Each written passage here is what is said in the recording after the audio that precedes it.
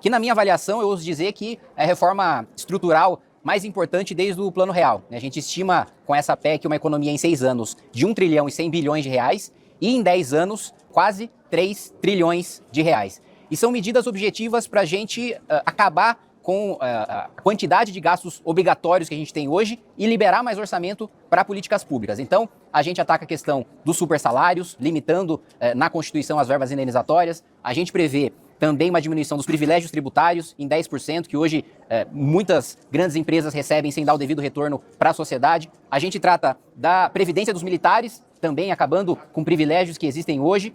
E, mais importante de tudo, a gente desvincula benefícios assistenciais e previdenciários do salário mínimo, justamente porque o salário mínimo ele tem que estar vinculado à produtividade, ao mercado de trabalho, e benefícios assistenciais e benefícios previdenciários não devem estar vinculados à produtividade, porque não tratam de questões de mercado de trabalho. Hoje a gente já começa a coletar as assinaturas, o texto está fechado. Assim que a gente termina essa entrevista, a gente dispara para vocês não só o texto, mas também a apresentação que mostra o cenário fiscal do país e por que essa medida é importante. E como o deputado Júlio colocou, o porquê que eventualmente ela vai ter que ser aprovada de toda maneira, porque ou a gente toma essa correção de rumos, ou não vai ter dinheiro para a gente pagar a previdência, para a gente pagar os benefícios de prestação continuada.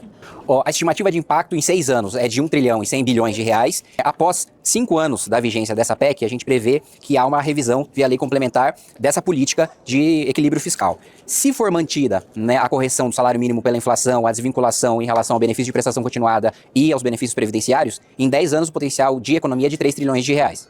O sacrifício é de todos. Então, Ministério Público e Judiciário tem o sacrifício de acabar com os supersalários.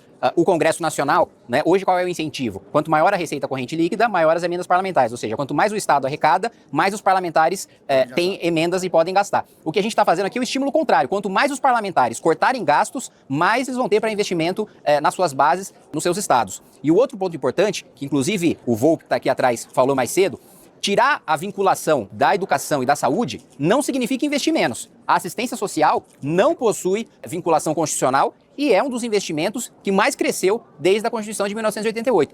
Tanto que a ideia de dar mais flexibilidade, a gente está desconstitucionalizando a vinculação em relação à saúde e educação, remetendo à lei complementar.